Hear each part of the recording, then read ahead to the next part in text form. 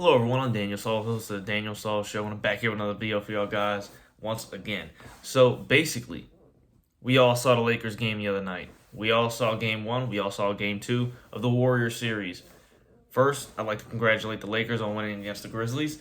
I thought they were going to win. I told you they were going to win. The Lakers had it. I knew they were going to beat the Grizzlies. The Grizzlies weren't powered enough. Yeah, they had a defensive player of the year. They also had, John Morant. It's not going to do enough. It's not John Morant, his hand was hurting, that injury just wasn't enough. And the Grizzlies, it wasn't a good match. And now they're going against the Warriors. And surprisingly, the Warriors beat the Kings. I did not think they were going to beat the Kings at all, but you know what? They did. So let's just look back at what happened with the Grizzlies series before I talk about the Warriors series and try to show you a little bit of a difference here in what the Lakers are doing. So versus the Grizzlies, everyone knows, and in that series and in this series, the key factor to winning the series or winning each game is Anthony Davis. Anthony Davis is the key to either them losing or winning, right? It's a key factor to both teams because if AD is on his off day, the other team is going to win. If AD's on his good day, they're going to win, right? The Lakers are going to win. So that's what I'm talking about. So in the 6 games that the Lakers had to play the Grizzlies in that series, AD got in game 1 22 points, and in game 2 he got 13. In game 3 he got 31. In game 4 he scored 12. In game 5 he scored 31 again. And in game 6 he scored 16. And all of that combined is 20.8 points per game. Okay. He did score 22 the first game and 33 twice. Besides that, he scored 16 and under, 16, 12, and 13. That's not good numbers. Not at all. Anthony Davis was a no-show those games.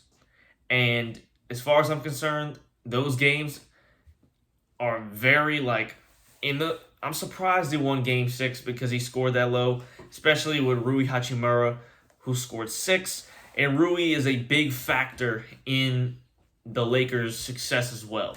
And my point here is that when AD scores 16 or below or something like that, or 18 and below, he's got to score 20 or higher for something to happen. Even if he scores 20 and other players don't score enough, they're not going to win. AD has to score a good amount of points.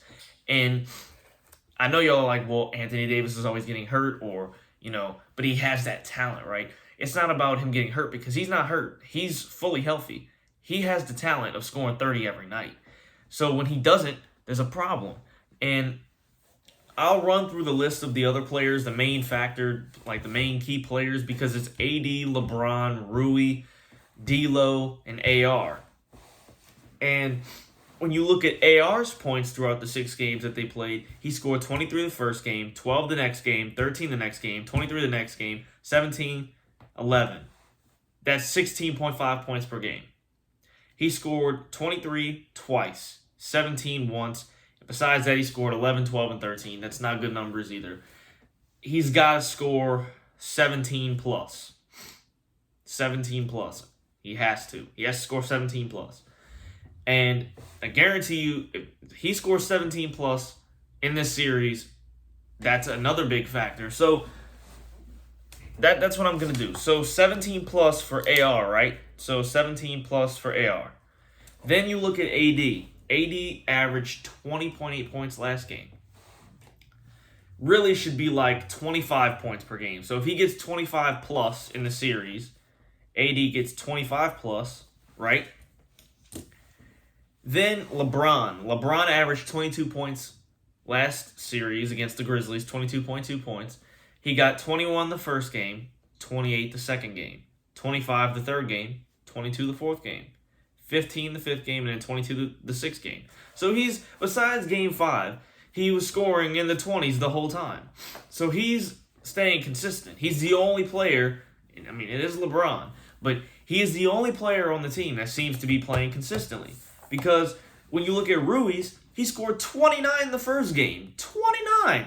29 points is a very big scoring night for Rui Hachimura. And he is a big player on this team. I love Rui Hachimura because I love watching the Lakers. I'm a big fan of the Lakers. But when you look at the Lakers team, they have depth. And Rui Hachimura is one of those players. He is a key factor in success for the Lakers and for them winning this series against the Warriors. Rui Hachimura scored 29 the first game against the Grizzlies. He scored 20 the next game, 16, 7, 9, and 6. He fell off in games 3, 4, 5, and 6 by scoring 16, 7, 9, and 6. It got worse every single game. Game 1 and 2, he scored pretty well. That was pretty good games for him, 29 and 20. That's around what he should be getting. I wouldn't be upset if he got like around 18 to 20 points per game. So that's what I'm looking at for him, probably like 20 points per game probably. So for Rui, I'd say like 20 points per game for him. And then when you look at D'Lo scored 19 the first game, 5 the next game. 5. He was a no-show. He couldn't make a shot. I remember watching that game and was really angry because he could not make a shot. Game 2 was not it for D'Lo. Then he scored 17 game 3, 17 game 4, 11 game 5, and 31 game 6. He was an amazing star on game 6. He played incredible. He is the main reason why the Lakers won that game, and I'm happy he showed in that game because now they are playing against the Warriors, and they are in the second round like I predicted. I also predicted that they're going to win this series if they do what I'm about to say. So D'Lo averaged 16.6 points per game, which means that 5 points really didn't help. So I would say D'Lo should score around 17 plus, just like AR should, and then LeBron's got to score 22 points per game at least. So LeBron's got to score 22. So if LeBron scores 22, D'Lo scores 17, AR scores 17, AD scores 25, and Rui scores 20, that's pretty good. That's pretty good numbers. And then you also have Vanderbilt, right? I don't know the averages that Vanderbilt and Schroeder had in the Memphis series, but I know it wasn't too much. But let's look at what they did against the Warriors in Game 1. In Game 1, Vanderbilt scored 8, and Dennis Schroeder scored 19 points. That's pretty good. That's really good. Dennis Schroeder should be scoring around like 10, 12 points per game. He got 19. He got 19 points.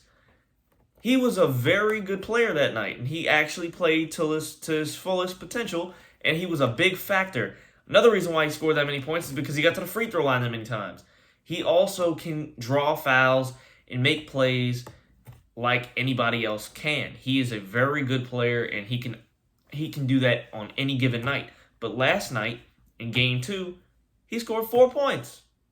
That's another reason why the Lakers lost. The Lakers lost by 27 points. It was 127 to 100. Right? They barely cracked 100 points. And this is what I mean by that. LeBron scored 22 Game 1. AD scored 30 with 23 rebounds, 5 assists. AR got 10. D'Lo got 19. Dennis Schroeder got 19. Vanderbilt got 8. And Rui got 6. Rui Hachimura cannot get 6 points per game. That should not happen. That should not happen. Last game, so Game 2 when they lost, LeBron got 23. And to be honest with you, Game 1, LeBron was kind of like, that was like a quiet 22 points. He scored 1 point more, and it looked like he was more involved. I'd probably say he was more involved in the first half a lot. Like the first half was his half, and he kind of like melted down the second half. But in the first half, LeBron James fully was there. He was locked and loaded. He was ready to show. He played to his like fullest potential at the age of 38. He played as hard as he could. AD scored 11 the whole game. That is a terrible night. AD was selling. Look, when I was watching that game, Anthony Davis had so many turnovers, bad passes. I couldn't believe the amount of turnovers and bad passes and just like stupid mistakes that Anthony Davis was making. It was horrific. I couldn't believe it. I was watching something that was, the more and more he would play and just mess up, the more I would get angry, because how can you make those mistakes and you're that guy, you're that player, right? And AR scored 7. That wasn't really a good game for AR at all. Rui Hachimura scored 21. That was an amazing game for Rui Hachimura. Props to Rui Hachimura. Really good game for him. D'Lo scored 10. It wasn't that bad of a game for D'Lo. He just needs to show a little bit more. Vanderbilt scored 6. Not surprised. Vanderbilt should score like 6, 8 points per game. Not that bad. That's what he normally does. So Vanderbilt showed up as well. So Dennis Schroeder should be scoring around 12 points. Like I said, 12 points per game. D'Lo with the 17, and then Rui with the 20, AD with the 25, LeBron with 22 probably. That'll get you somewhere, right? That'll get you somewhere. And AR with 17. That'll get you somewhere. And like I said, last series, all those players combined, D'Lo, Rui, AR, LeBron, AD, all those players combined scored 90.7 points per game in the Memphis series. If they score that in this series, it'll be different because the Warriors can just catch fire like that. And like you saw last game, Klay Thompson scored 30. Klay Thompson was on a roll. He was amazing. He made every single shot possible, and it pissed me off. But you know what? He did. And I couldn't believe it because when I was watching this game, I got pissed off more and more and more because Klay Thompson, all they do is shoot threes. That's all they do. And when you shoot threes, you're going to score more points. And they're the only team in the league that legit scores threes and only shoots threes. And they make all of them almost. They make all of them. Besides Jordan Poole thinking he's Steph Curry, that's the only person, and he still makes threes. Everyone on the team makes threes. And then once the nobodies that get traded away, they suck and they can't make threes to the other team they're playing for next. They're only good with the Warriors. All they can do is shoot threes. And when all they do is shoot threes, you have to compete. And the Lakers don't really shoot the three ball like that. Rui Hachimura can shoot the three ball like that, though. And D'Lo can shoot the 3-point like that, though. And AR can shoot the three like that, though. Not like Klay Thompson and Steph Curry. That's the difference. If you're going to compete against a 3-point shooting team like the Warriors, you have to score. Like I said, LeBron, 22, D'Lo, 17, AR, 17, AD, 25, Rui, 20. And that's all plus. They have to score that plus to be able to win this series. And they can do that. That's not even including Vanderbilt scoring 6 to 8 points per game, and then Dennis Schroeder scoring around like 10, 12 points per game. You do that, you have yourself a ball game. You have yourself a series. You have yourself a series. I'm telling you. You got that. So when you add up all the points that I said, right, with LeBron James, AD, right? So if you have AR scoring 17, D'Lo scoring 17, LeBron scoring 22, AD scoring 25, Rui scoring 20, Dennis Schroeder scoring 12, Vanderbilt scoring 7, you get a total of 120 points per game just off of them scoring. Just off of those 1, 2, 3, 4, 5, 6, 7 players scoring, you get 120 points. That's just offense. Vanderbilt is a defensive master. LeBron James with the chase down block. That's the type of players you need on your team. And that's what they're going to get you, right? And that's my point. They do that. They also defend. Stop the Warriors from scoring threes a lot of the time. You're obviously going to have Curry scoring 3 and Klay Thompson scoring 3 a good bit. But if you can slow them down just a tad bit and score those points, you win the series. That's it, ladies and gentlemen. I'm your host, The Daniel Saul Show, and I'm back in another video for y'all guys real soon.